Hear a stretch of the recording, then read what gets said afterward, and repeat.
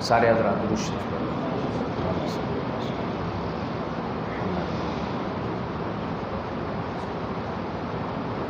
ایک مہینے تک ماتم برپا رہا مکے میں۔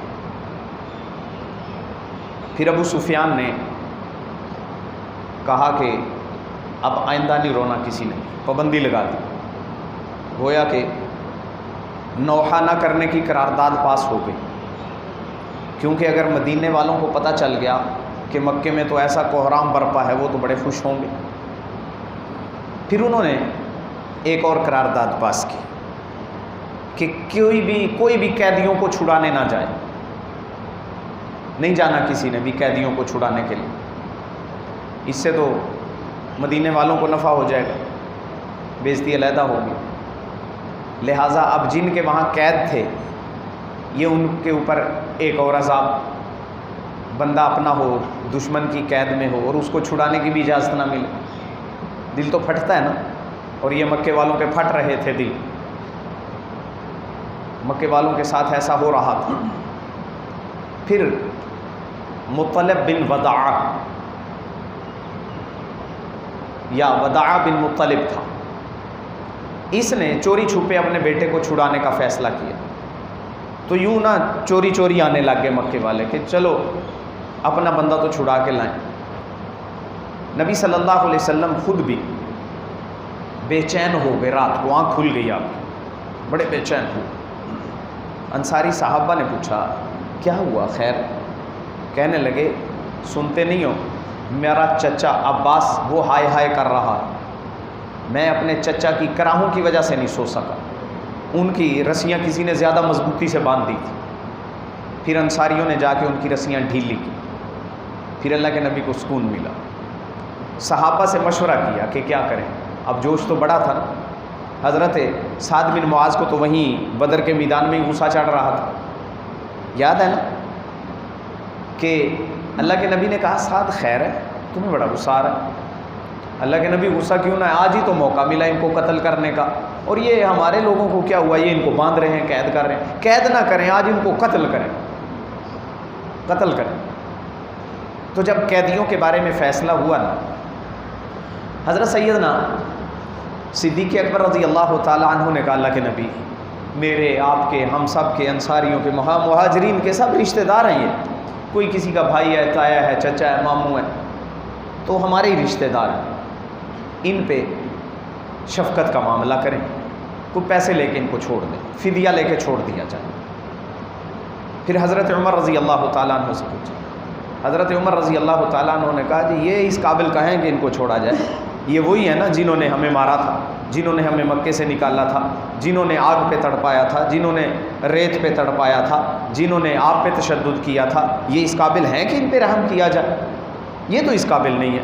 ابو بکر کے رشتہ دار اس کے حوالے کریں، میرے حوالے کریں، جس کا رشتہ دار ہے اس کے حوالے کریں، خود گردنیں کاٹیں، میرا تو یہ فیصلہ ہے۔ حضرت عبداللہ بن رواحہ کو اس سے بھی زیادہ غصہ تھا، وہ کہنے لگے میرا تو دل کرتا ہے کسی دور نہ وادی میں لے جا کے آگ جلائیں اور سب کو اس میں پھینک دیں۔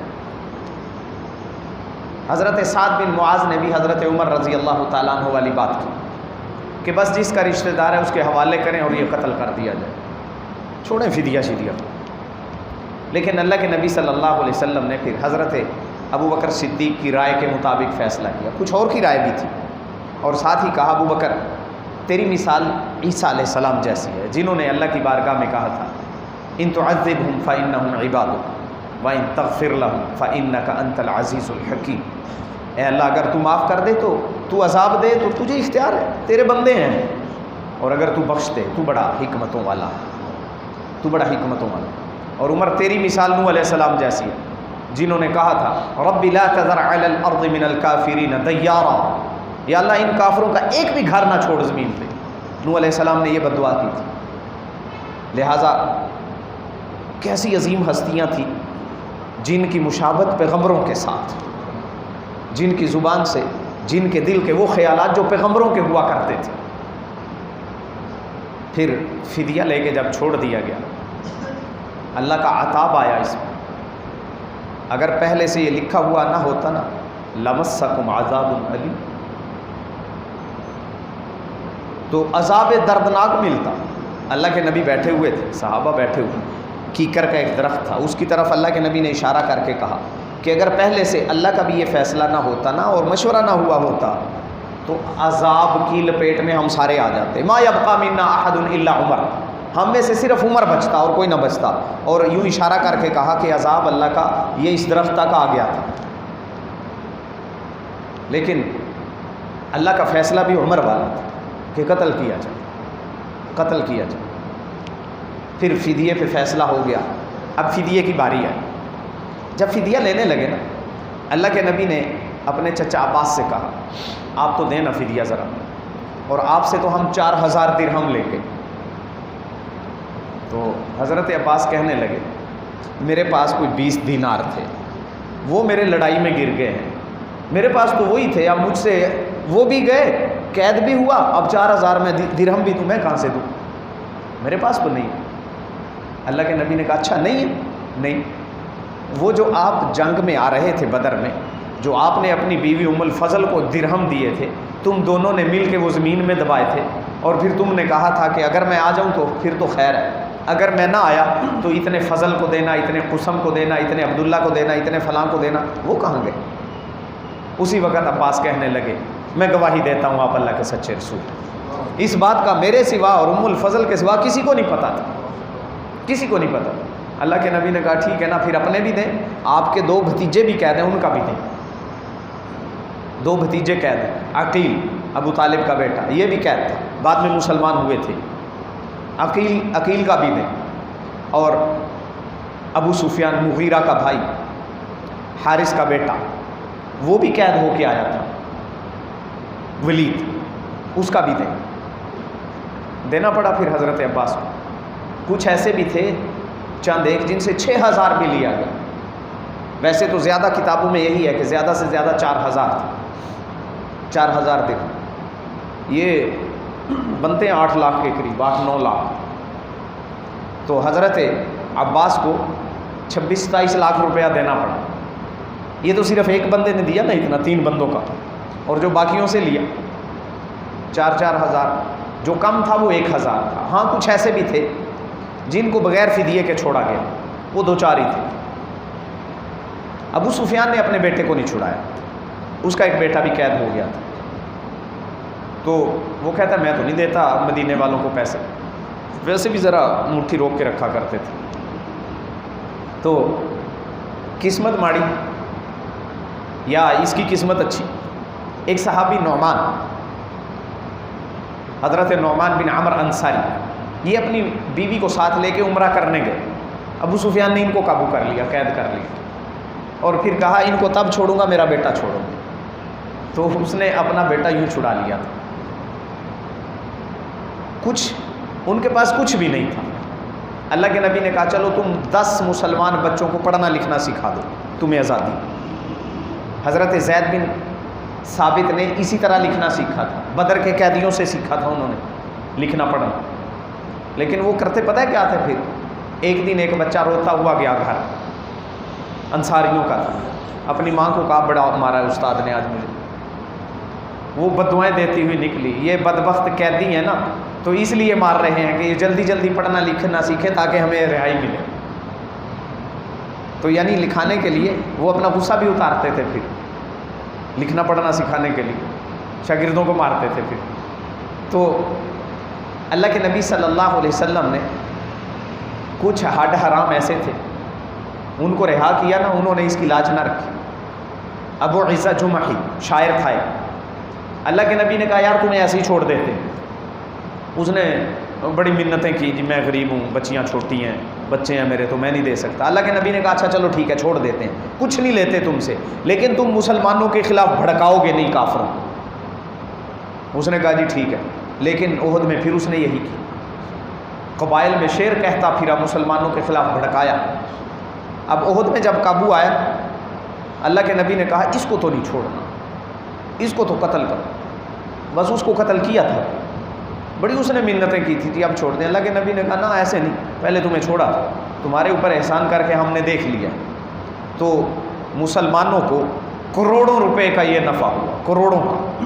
اور جو غنیمت میں ملے کم از کم 150 اونٹ 150 ऊँट मुसलमानों को मिले, 10 घोड़े मिले, चमड़ा, असलहा, ऊन, रेशम, बड़ा कुछ मिला माल वहाँ से। जब जा रहे थे 2 घोड़े थे, जब वापस आए 12 घोड़े थे, जा रहे 70 ऊँट थे, जब वापस आए तो 200 से ज़्यादा ऊँट थे। ये अल्लाह रब्बुल इज़्ज़त ने माल भी दिया। और एक बात याद रखें, जो अपनी मेहनत से बंदा कमाता है ना, मेहनत से, तो ये जंग में भी मेहनत करनी पड़ती है ना, सबसे बरकतों वाली और पाकीज़ा कमाई ये है गनीमत वाला माल। ये माल गनीमत ये सबसे ज़्यादा बरकतों वाला होता है। इसके बाद जो बरकतों वाला माल है ना, वो पता है कौन सा? बीवी को हक महर दें, फिर वो अपनी खुशी से वापस कर दे और कहे कि आप इस्तेमाल में लाए, वो बरकतों वाला। अब जाके बरकतें मांगने ना लग जाना कि अज मौलवी साहब ने दसिया बड़ा बरकत वाला, जेड़े पैसे दिते सन वापस कर दे। यूँ नहीं मांग के लें फिर नहीं है बरकतें, वो अपनी खुशी से दे। हमारे यहाँ तो देते ही नहीं है, देना ज़रूरी है ये। तो ये बदर का मार्का था। लेकिन एक बात गौर करने की, अल्लाह के नबी सल्लल्लाहु अलैहि वसल्लम सारे तो खुशियाँ मना रहे थे, अल्लाह के नबी का दिल भी मुतमईन था, लेकिन मदीना पहुँच के अल्लाह के नबी को क्या खबर मिली? बेटी का इंतकाल हो गया। अल्लाह के नबी को मदीने आके भी ये गम की खबर मिली, गम देखना पड़ा। और इसका असर क्या हुआ? मुसलमानों को एक और खुशखबरी मिली। जब मदीना में आए ना, पता चला कि मजूसियों के ख़िलाफ़, जो उस वक़्त की सुपर पावर बनी हुई थी, मजूसियों के ख़िलाफ़ अहले किताब को, ईसाइयों को, ईसाई अहले किताब थे, हेराकल, जिसको हरकुलेस कहते हैं, हेराकल की क़ियादत में अहले किताब को, ईसाइयों को भी फ़तह मिल गई। मुसलमान इससे भी बड़े खुश हुए, क्योंकि मुसलमानों की हमदर्दियाँ ईसाइयों के साथ थी। मजूसी तो मुशरिक थे ना, और मुशरिक तो मुसलमानों के सख्त दुश्मन होते हैं। ये तो वही थे जिन्होंने अल्लाह के नबी का ख़त फाड़ा था। ये तो खुसरो परवेज़ जो था, उनकी सल्तनत को, सुपर पावर को भी शिकस्त हुई। उधर हबशा में मुसलमानों को फिर इत्तला मिली। नजाशी ने एक दिन बुलाया मुसलमानों को, तो नजाशी खुद ज़मीन मट्टी पे बैठा हुआ, बड़े बोसीदा से कपड़े पहने हुए, बड़ी अजीब सी हालत। मुसलमान हैरान हुए कि खैर हो, बादशाह सलामत हैं भी अजीब हालत में, हमें बुलाया भी है, स्पेशल बुलाया, क्यों बुलाया? तो हज़रत जाफ़र तैयार से मुखातब होकर कहा, तुम्हें पता है क्यों बुलाया मैंने? जी बताएं क्यों बुलाया है?